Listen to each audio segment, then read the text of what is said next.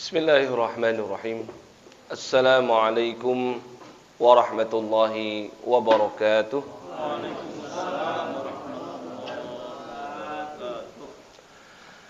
Innal hamdalillah nahmaduhu wa nasta'inuhu wa nastaghfiruh wa na'udzu billahi min shururi anfusina wa min sayyiati a'malina.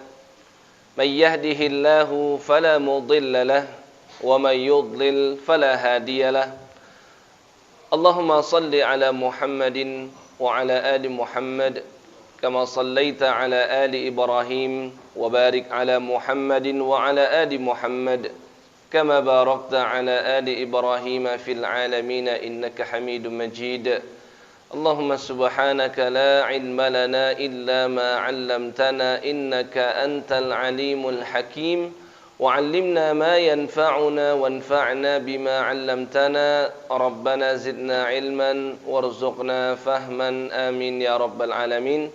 Amma ba'du.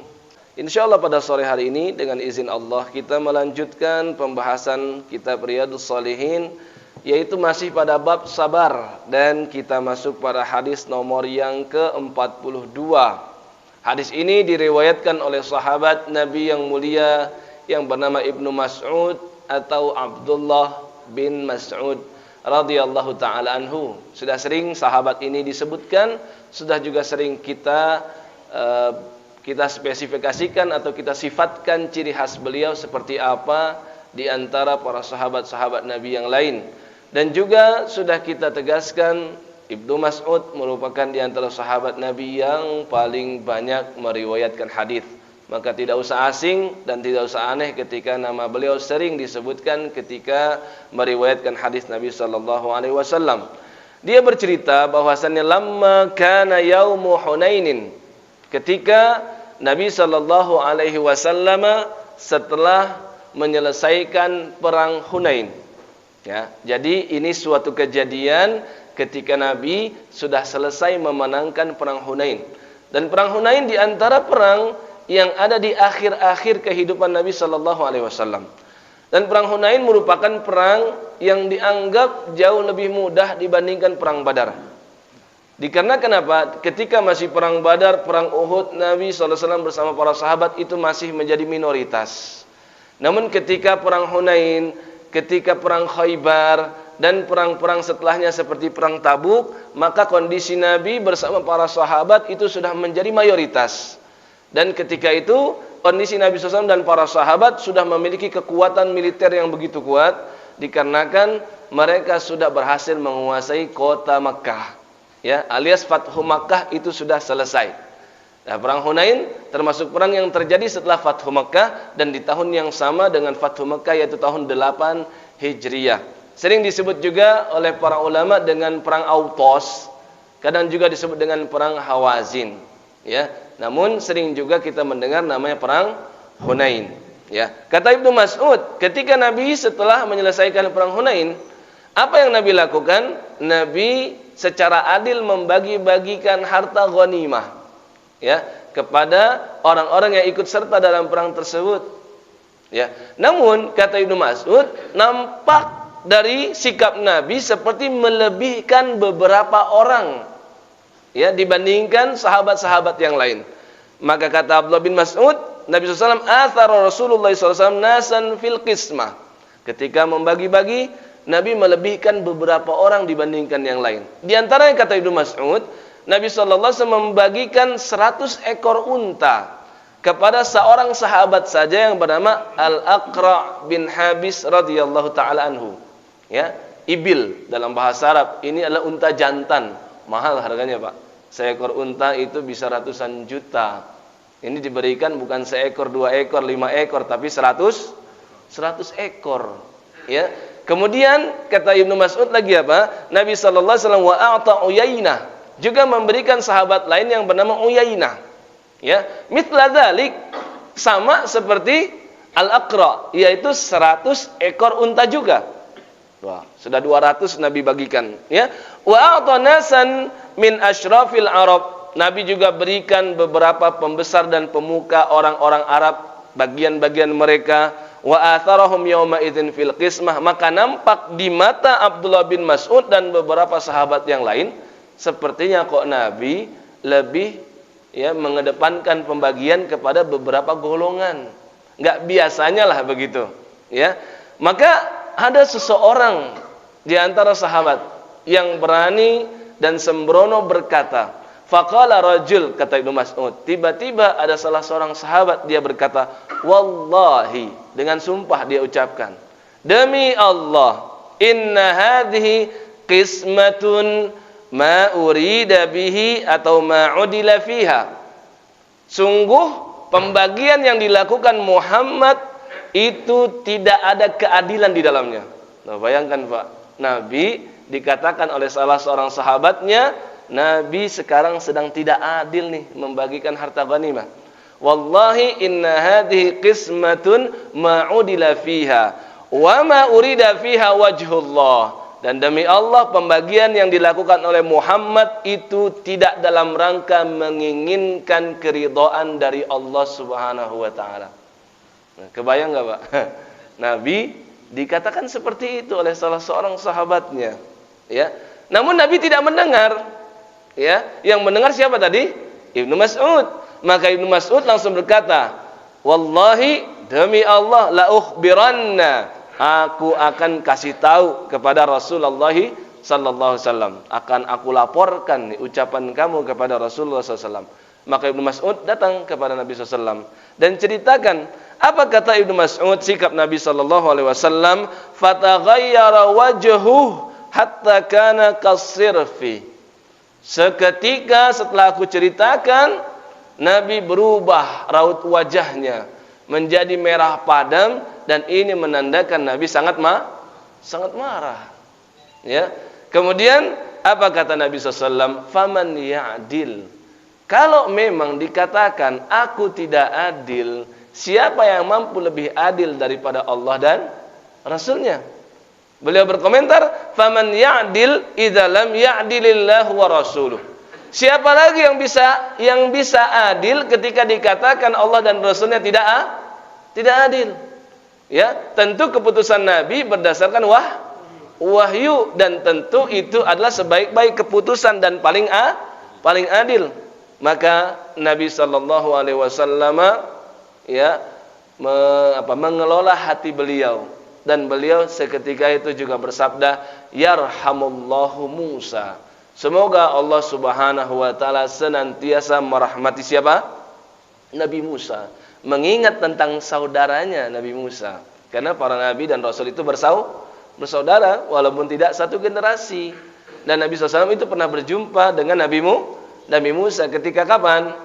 Ketika memimpin sholat di Baitul Maqdis, ketika peristiwa Isra dari Masjidil Haram menuju Masjidil Aqsa, dan kisah itu diabadikan dalam surah Al-Isra, surah ke-17 di ayat yang pertama. Kemudian ketika Mi'raj, naik ke langit pertama bertemu dengan Nabi Adam, naik ke langit kedua bertemu dengan Nabi Yahya dan juga Nabi Isa, kemudian naik langit ketiga bertemu dengan Nabi Yusuf, kemudian naik lagi ke Nabi Idris, kemudian bertemu dengan Harun, naik bertemu dengan Nabi Musa. Ya, nah di sini menjadi menarik. Ya, Nabi Musa bertemu dengan Nabi Muhammad sallallahu alaihi wasallam, dan beliau adalah bersaudara. Pernah juga dalam satu momentum yang lain, Nabi ketika berada di Madinah menyaksikan beberapa orang Yahudi berpuasa di tanggal 10 Asyura, tanggal 10 Al-Muharram sudah lewat kan? Ya, ketika itu Nabi SAW bertanya kepada orang-orang Yahudi, apa alasan kalian untuk berpuasa di tanggal 10 ini? Maka mereka menjawab, hadza yaumun salihun. Tanggal 10 itu adalah hari yang baik. Ya, kenapa? Yaumun najjallahu fihi Banu Israil wa Musa. Hari di mana Allah menyelamatkan Nabi Musa dan Bani Israil. Fasamahu Musa. Maka dengan kemenangan yang Allah berikan kepada Musa atas musuhnya Fir'aun, maka dengan bentuk rasa syukur Musa kepada Allah, dia pun berpuasa. Komentar Nabi setelah mendengar itu apa? Ana ahaqqu bi Musa minkum. Aku lebih dekat kekerabatannya dengan Musa dibandingkan kalian. Nah, ini menunjukkan Muhammad sallallahu alaihi wasallam dengan Musa dan para nabi yang lain itu bersaudara. Maka tidak aneh ketika Nabi sallallahu alaihi wasallam berkata, "Yarhamullahu Musa." Semoga Allah senantiasa merahmati Nabi Musa. Qad udhiya, sungguh Musa dahulu kala pernah disakiti juga seperti ini. Bahkan bi aktsara min hadza, lebih besar lagi rasa sakit hati Musa ketika disakiti, dicela, dihardik ya oleh kaumnya Bani Israel. Lebih besar dibandingkan yang sekarang aku rasakan, itu kata Nabi sallallahu alaihi wasallam. Fasabar, tapi Musa bersabar. Maka maksud Nabi Muhammad SAW, aku pun ketika dikatakan tidak baik oleh sahabatku, aku pun juga bersabar. Itu maksud Nabi Muhammad sallallahu alaihi wasallam. Faqultu, kemudian kata Ibnu Mas'ud, dia berkata, la jarama la arfa'u ilaihi ba'daha haditsan. Ya. Nah, ini Ibnu Mas'ud ini menandakan kecerdasan Ibnu Mas'ud dan juga kesolehan serta kefakihan dia. Karena Ibnu Mas'ud di antara sahabat Nabi yang fakih, mengerti tentang agama secara mendalam. Ya, kata dia, demi kebaikan sahabat Nabi dan juga demi kebaikan Nabi Muhammad sallallahu alaihi wasallam, agar beliau itu tidak disibukkan dengan perkara yang tidak penting, maka mulai saat ini aku enggak akan ngelaporin lagi kalau ada hal-hal seperti ini kepada Nabi Muhammad sallallahu alaihi wasallam. Ya, alasannya apa? Demi keselamatan sahabat juga.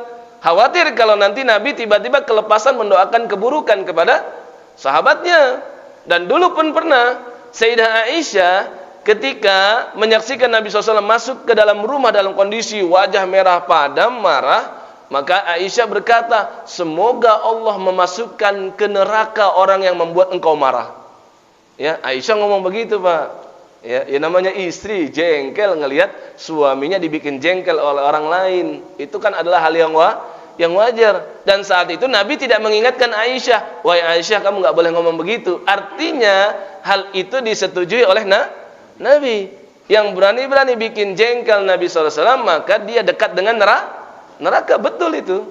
Ya, maka Ibnu Mas'ud demi keselamatan sahabatnya, maka tidak mau lagi melaporkan. Dan juga agar Nabi SAW tidak disibukkan dengan perkara yang tidak begitu penting, maka tidak perlu diceritakan lagi, kata Ibnu Mas'ud radhiyallahu taala anhu. Ya. Apa yang bisa kita ambil pelajaran dari hadis ini?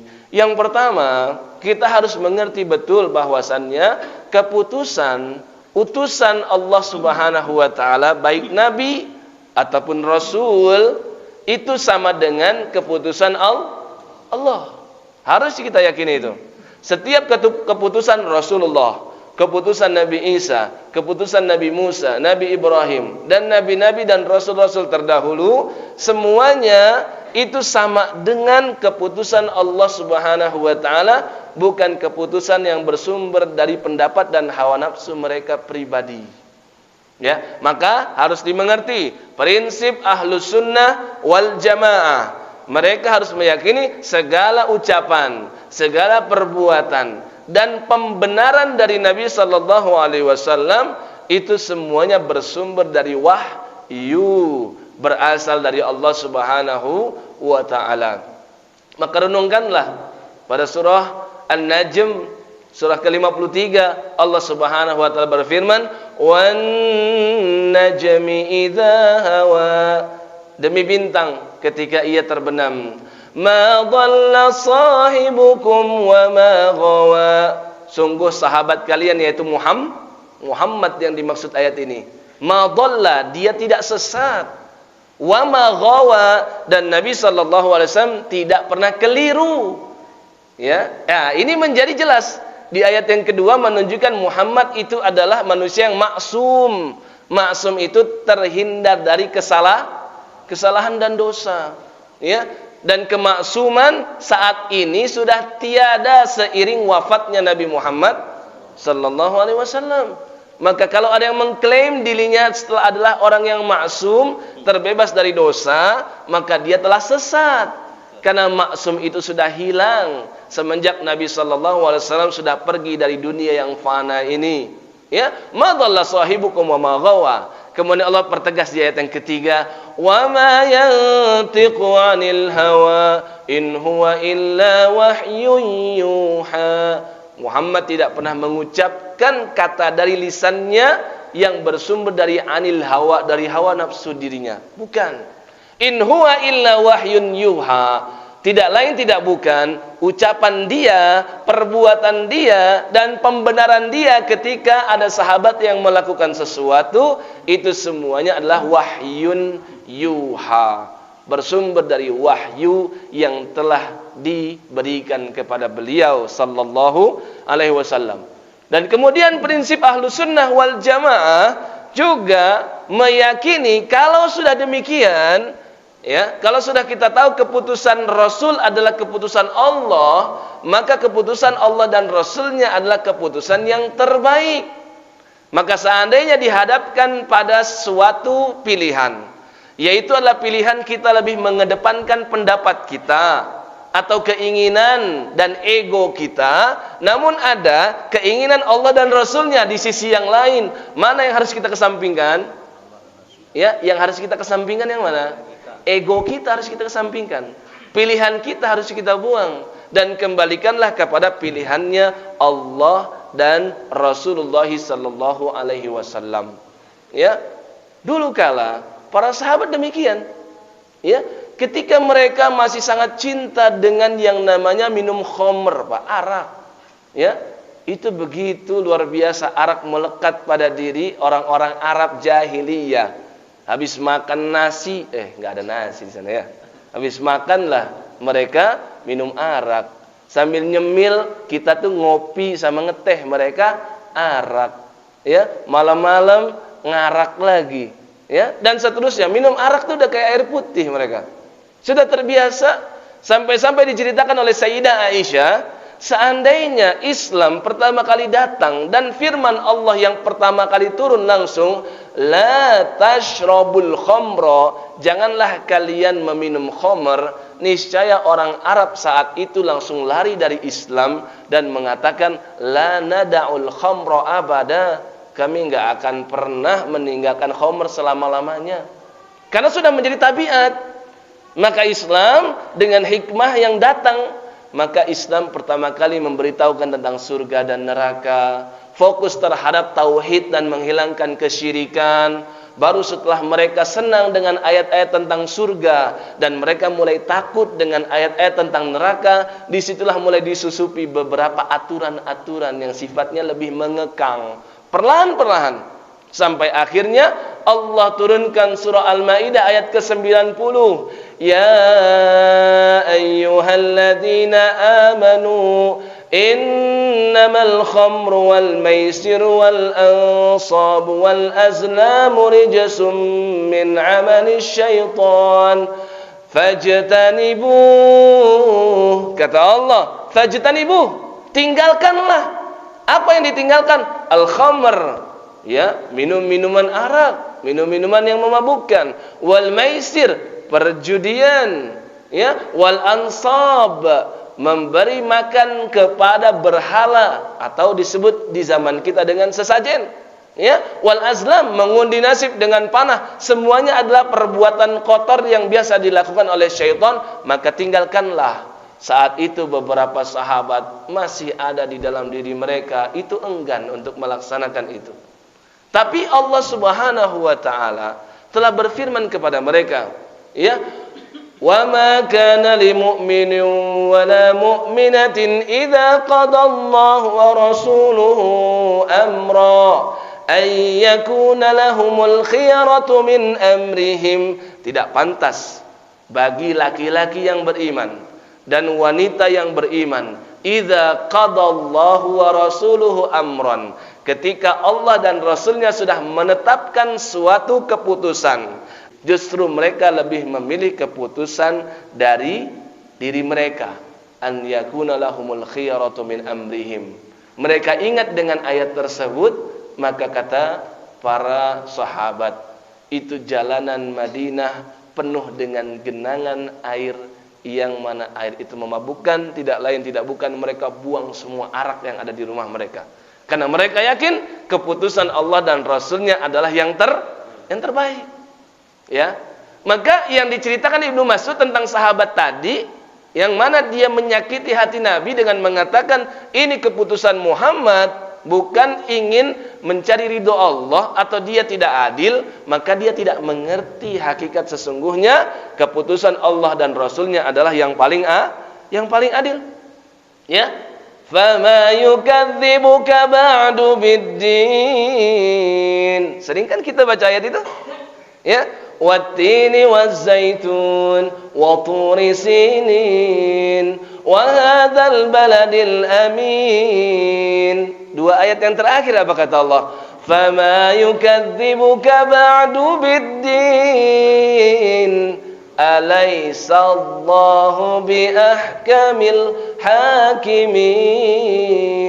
Alaisallah, bukankah Allah biahkamil hakimin, sebagai hakim yang paling adil. Sering kita baca ayat ini, Pak, tapi jarang kita renungi. Ya, maka keputusan-keputusan Allah dan Rasulnya dalam syariat Islam harus kita jalankan. Itulah namanya harga mati. Ya. Dan ingat, setiap keputusan Allah dan Rasulnya selalu mengandung hikmah. Seandainya kita belum tahu hikmahnya, maka kita harus ingat tadi, ya, kita harus taat dulu, sami'na dan wa ata'na. Syukur-syukur kalau kita dapat hikmahnya. Hal itu menjadikan kita lebih mampu untuk melaksanakan perintah tersebut. Tapi kalau kita tidak diperkenankan, tidak dikasyaf oleh Allah untuk mengetahui hikmah tersebut, kita harus kembalikan pada ayat yang tadi. Pilihan Allah dan Rasulnya adalah yang terbaik, dan kita harus sami'na wa ata'na. Dan ingat, wa asa an takrahu syai'an wa huwa khairul lakum. Boleh jadi kamu membenci sesuatu padahal hal itu baik bagimu di sisi siapa? Di sisi Allah. Ya, ya, wa asa an tuhibbu syai'an wa huwa syarrun lakum. Sebaliknya, di sisi kamu itu sangat kamu senangi seandainya kamu mendapatkannya, namun ternyata di sisi Allah itu bukanlah kebaikan untuk dirimu. Ya, wa'lamu anna fikum Rasulullah law yuti'ukum fi katsirin minal amri la'anittum. Wa'lamu, ketahuilah kalian semua, hamba-hamba Allah yang beriman, anna fikum Rasulullah, di tengah kalian itu ada Rasulullah. Di tengah kita masih ada Nabi gak, Pak?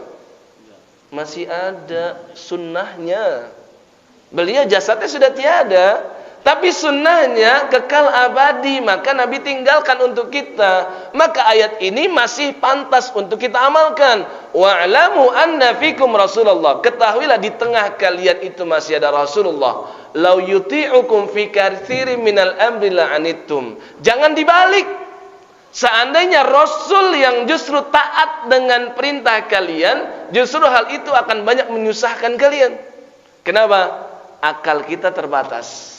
Ya, manusia itu memang memiliki sifat hikmah, tapi seringkali hikmahnya ini terkontaminasi dengan hawa nafsu, ya, dengan akal yang sudah rusak, dengan kemaksiatan dan dosa, sehingga dia tidak lagi bijak. Tapi keputusan Allah dan Rasulnya selalu hikmah. Maka Allah tutup ayat ini dengan wallahu alimun hakim. Allah yang maha tahu, kalian tidak tahu. Dan Allah yang maha bijaksana, kalian tidak bijak. Maka setiap keputusan Allah selalu ada hikmah. Seperti kisah, dan kita akan tutup dengan kisah ini. Di zaman Nabi dahulu, ada seorang wanita yang bernama Fatimah binti Qais. Ini contoh sahabiyah, sahabat dari kalangan perempuan, yang mana dia lebih mengedepankan keputusan Allah dan Rasulnya. Diceritakan dalam sebuah riwayat, Fatimah binti Qais ini ditalak 3 oleh suaminya. Ya, dia telah dicerai, ya, dengan bainunah yang kubra. Dia ditalak 3, dan yang lebih buruknya lagi, suaminya nggak ngomong langsung. Dia nitipin sama sahabatnya yang lain untuk sampaikan, aku telah ceraikan Fatimah dengan cerai 3. Maka ketika sudah selesai disampaikan, Fatimah binti Qais begitu bersedih. Kenapa? Hanya dititipkan beberapa kilogram daripada kurma saja. Ya, artinya sebagai nafkah terakhir dari mantan suaminya. Maka Fatimah binti Qais merasa ini seperti tidak adil. Dia datang kepada Nabi SAW mengadu. Ketika disampaikan, Nabi SAW bertanya, ya, seperti apa talak yang dijatuhkan kepada suamimu? Diceritakan. Maka Nabi berkata, kalau gitu benar yang dilakukan suamimu. Dia sudah mentalakmu talak 3, maka kamu sudah tidak dapat nafkah lagi setelahnya. Dan ini nafkah terakhir. Dan kamu tidak diberikan lagi apa? Diberikan lagi rumah atau tempat tinggal oleh suamimu. Ya, maka Fatimah kebingungan. Maka Rasulullah SAW perintahkan dia untuk tinggal sementara di rumah sahabiyah yang lain yang mana dia orang kaya. Tapi setelah beberapa lama tinggal di sana, ternyata sahabiyah yang kaya ini seringkali dikunjungi oleh laki-laki dari kalangan Ansar dan Muhajirin. Maka Rasul khawatir nanti si Fatimah ini terganggu. Sering datang laki-laki datang ke rumah tersebut ada keperluan, ya. Sedangkan Fatimah adalah jande. Tahu sendirilah ya. Janda di zaman kita tuh tahu sendirilah. Disembunyikan rapat-rapat bagaimanapun kecium juga itu jadi bahan omongan. Maka Nabi SAW pindahkan Fatimah ke rumahnya siapa? Abdullah bin Umi Maktum. Loh, kok bisa Rasul pindahkan ke rumah laki-laki? Abdullah bin Umi Maktum adalah laki-laki yang buta, ya. Maka Rasul SAW, dan ini dalam kondisi darurat, pindahkan ke sana. Dan Rasul berpesan, ya, idza halalti wahai Fatimah, kalau kamu sudah halal, artinya sudah habis masa iddah, ya. Masa iddah ditinggal, ya, masa iddah yang ditalak oleh suami adalah 3 kali quru, ya. Yaitu adalah berdasarkan perbedaan ulama 3 kali haid atau 3 kali suci, ya. Maka akhirnya Nabi SAW suruh dia di rumah Abdullah bin Umi Maktum. Sampai di sana Nabi pesankan, kalau kamu sudah selesai masa iddah, maka beritahukan aku. Ya. Kemudian berlalulah masa iddah habis. Nabi berjumpa lagi dengan Fatimah binti Qais. Nabi bertanya, ada enggak selama perpisahan kita, selama masa iddah kamu itu, seorang laki-laki atau beberapa laki-laki yang datang untuk melamarmu? Maka Fatimah bercerita, oh ada 2 orang laki-laki ya Rasul. Yang satu namanya Muawiyah bin Abi Sufyan, ya. Yang kedua dia adalah bernama Abu Jaham. Maka Nabi SAW kasih arahan kepada si janda yang mulia ini, ya. Nabi pesankan, amma Abu Jaham, kalau Abu Jaham seandainya kamu nikah dengan dia, Abu Jaham itu tidak suka melepaskan tongkat dari pundaknya. Maksudnya apa? Ini idiom dari Nabi. Ungkapan yang dimaksud adalah Abu Jaham itu suka mukul istrinya. Ya. Kamu kan habis sakit hati dari suamimu sebelumnya, ditalak. Ya. Nanti kamu sakit hati lagi. Maka Nabi, ya, kasih tahu orang yang kedua. Adapun kalau Muawiyah bin Abi Sufyan, fasa'lukun la malalah. Kalau Muawiyah bin Abi Sufyan, memang Abu Sufyannya saudagar kaya, orang kaya luar biasa, tapi Muawiyahnya itu orangnya zuhud banget. Dia itu sa'luk, dia itu miskin betul, enggak punya harta, nanti kamu sengsara hidupnya. Maka Nabi SAW pesankan, inkihi Usamah ibni Zaid. Ya, saya pesan kepada kamu, saya rekomendasikan kamu nikah saja sama Usamah. Usamah itu anaknya Zaid bin Harithah. Sekedar informasi, Zaid bin Harithah dulunya adalah budaknya Sayyidah Khadijah. Ya. Kemudian Sayyidah Khadijah, jadi Sayyidah Khadijah itu dikasih, ya, dibelikan oleh saudaranya seorang budak laki-laki, ya. Kemudian setelah sudah dapat Khadijah tersebut, karena dia cinta kepada Nabi SAW, dia hadiahkan kepada Nabi Muhammad SAW. Setelah dihadiahkan, ya namanya Nabi Muhammad, Pak. Ya, beliau itu kan kehadiran beliau tujuannya adalah apa? Membebaskan perbudakan kepada manusia menuju perbudakan Robnya manusia, kan begitu. Maka beliau tidak menginginkan adanya budak di rumah beliau. Justru harusnya setiap manusia menjadi budaknya Allah. Maka Nabi bebaskan Zaid bin Harithah, dan justru beliau jadikan dia sebagai anak adopsi atau anak angkat. Ya, bahkan dengan bangganya beliau pernah katakan Zaid bin Muhammad. Namun Allah tegur, tidak pantas seperti itu. Nasab harus tetap kepada ayah yang sebenarnya. Ya, maka Zaid ini punya anak namanya Usama. Dan kata para sahabat, kami kalau sedang menyaksikan Rasul sedang marah betul, ya, kami harus cari orang yang bisa melobi dia. Siapa yang bisa? Salah satunya Usama. Ya, setelah Sayyidah Fatimah, itu jelas putri beliau itu paling bisa melobi Nabi Muhammad sallallahu alaihi wasallam. Bahkan istri-istri beliau, ya, enggak sepintar lobian dari anak atau putrinya beliau Fatimah. Nah, di antara yang bisa melobi Nabi SAW dan mengambil hati beliau Usama ini. Maka Nabi inginkan si Fatimah nikah dengan Usama. Tapi apa kata Fatimah? Fakarihtuhu. Saya enggak senang dengan Usama ya Nabi. Enggak suka dia dengan Usama. Ya ini nih Pak, namanya cinta itu bisa berubah. Dan benci juga bisa berubah. Maka Nabi pesankan di hadis yang lain, kalau benci sama orang sekedarnya aja. Boleh jadi kamu jadi cinta sama dia, betul nggak? Ya, dan kalau cinta sama orang juga sekedarnya aja, jangan berlebihan. Boleh jadi nanti dia jadi musuh kamu. Maka dia nggak suka sama Usama, tapi Nabi pesan apa? Inkihi Usama. Diulang-ulang terus oleh Nabi. Udah nikahin aja Usama. Apa kata Fatimah binti Qais? Aku saat itu mengesampingkan perasaanku, ya, dan mengedepankan perasaan siapa? Nabi Muhammad sallallahu alaihi wasallam. Karena dengan penuh keyakinan pilihan Allah dan Rasulnya adalah yang terbaik, Pak. Kan perempuan katanya baperan kan? Nah, maka ini pesan bagi para wanita, ya, baper boleh, tapi kalau sudah di hadapannya keputusan Allah dan Rasulnya, kedepankanlah pilihan Allah dan Rasulnya. Maka bismillah, tawakkal ala Allah, dia menikah dengan Usama. Kata dia apa? Waghtabattu fihi, dalam riwayat lain waghtabattu bih. Maka setelah aku nikah dengan dia, enggak butuh waktu yang lama, aku jadi sangat cinta dengan Usama, dan kehidupan rumah tanggaku menjadi jauh lebih baik, dan membuat iri para wanita-wanita yang lain. Kata Sayyidah Fatimah binti Qais seperti itu. Ya, ini menunjukkan setiap keputusan Allah dan Rasulnya adalah keputusan yang terbaik, dan selalu ada hikmah di balik itu semua.